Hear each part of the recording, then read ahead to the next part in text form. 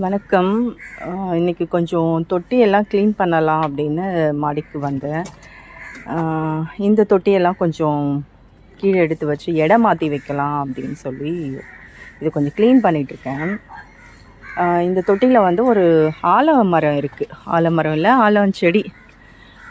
இது தானாக காக்கா எச்சத்தில் முளைச்ச ஒரு செடி.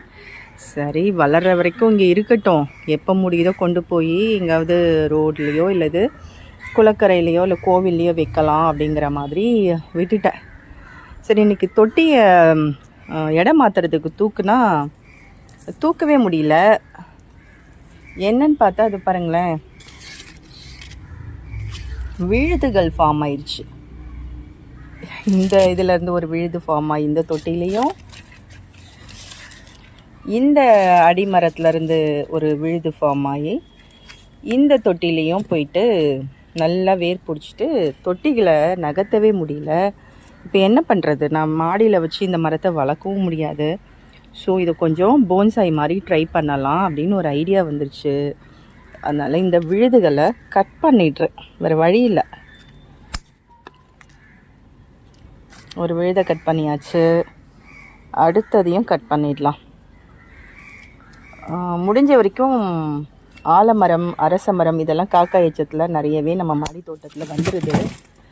அந்த மாதிரி வரும்போது வளர்ந்ததும் கொண்டு போய் எங்காவது சாலை ஓரத்துலேயோ குளக்கரை ஓரத்துலேயோ கோவில்களையோ வச்சுடுங்க. மாடியில் வச்சு வளர்க்குறதுக்கு ஸ்பேஸ் கிடையாது. எனக்கு இல்லை, முதல்ல வந்து நான் நிறைய இதெல்லாம் அப்படி எடுக்காமல் அப்புறப்படுத்தாமல் தான் வச்சிட்ருந்தேன். இதை பாருங்கள், இன்னொரு விழுது கூட ஃபார்ம் ஆகிருக்கு. ஸோ அந்த தொட்டிலே இருந்தாலும் பிரச்சனை கிடையாது, அந்த ஒரு தொட்டியில் அப்படியே இருந்துட்டு போதுன்னு விடலாம். மற்ற எல்லா தொட்டிலையும் விழுதுகளையும் இறக்கி நல்லா ஸ்ட்ராங்காக ஆரம்பிச்சிருக்கு. ஓகே, எனவே கட் பண்ணிட்டேன்.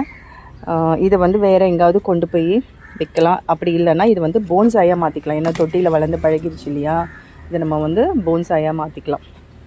இந்த மாதிரி உங்கள் வீட்லேயும் இருக்கா அப்படிங்கிறத கமெண்ட் பண்ணுங்கள். Thank you friends. Happy gardening.